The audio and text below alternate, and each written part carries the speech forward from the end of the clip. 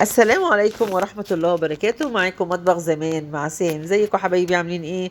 يا رب تكونوا بخير. كل سنة وانتم طيبين. في العيد متجمعين. مش النهاردة الوقفة ان شاء الله، وبكرة العيد.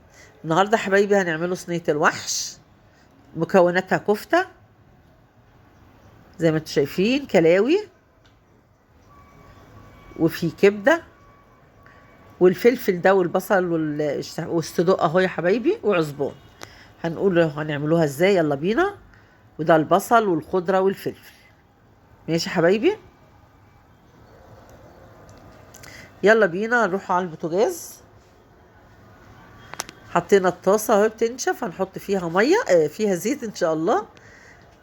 هنحط اول حاجة الكفتة حبايبي. الزيت يقدح شوية، بيسخن معايا الزيت، وهنحط الكفتة كفتاية كفتاية. وهن هندحرجها كده.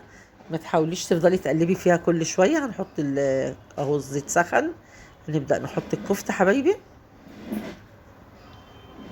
ودي الكلاوي. الطاسة التانية هنحط فيها الكلاوي.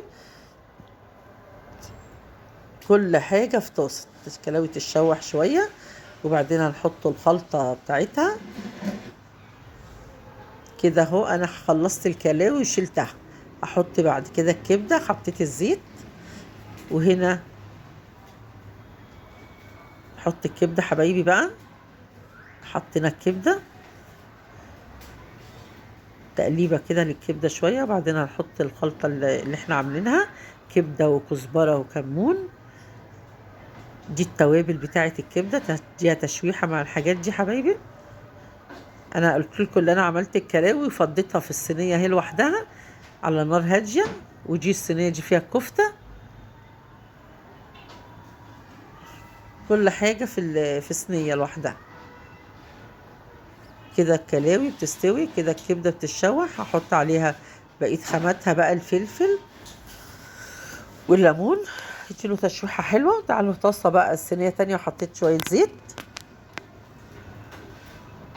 هحط الصدوق يتشوح تشويحه حلوه، والزيت اهو الصدوق بيتحمر حبايبي.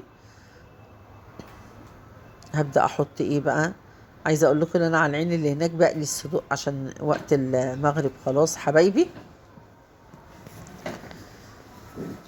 كده حطيت الفلفل اهو، الفلفل والثوم. حطيت الفلفل والثوم على الصدوق ياخد له تشويحه.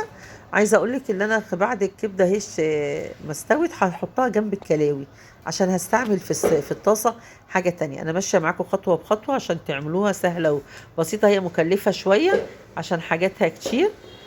ساعات بنعمل يعني ممكن تعمليها كلاوي وفشه وطحال.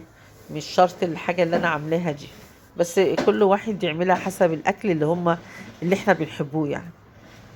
كويس كده. الطاسه اهي دي خليها كده على نار هاديه. هنحط الطاسه حبايبي. احط فيها شويه زيت، وهعمل ايه بقى.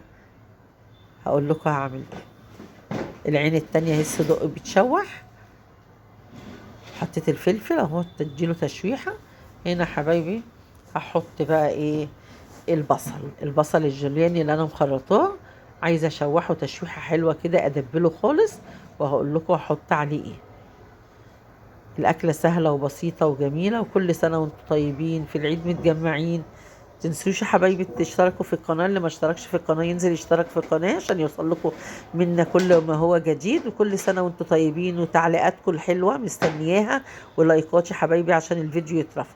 دلوقتي حطيت البصل يتشوح، حطيت عليه الصدق، وهحط كل حاجتي بقى في نفس الطاسه دي. او دلوقتي حاطه الكبده تشويحه بالبصل، بصل وفلفل اهو زي ما انتم شايفين. وبعد كده هحط الكلاوي.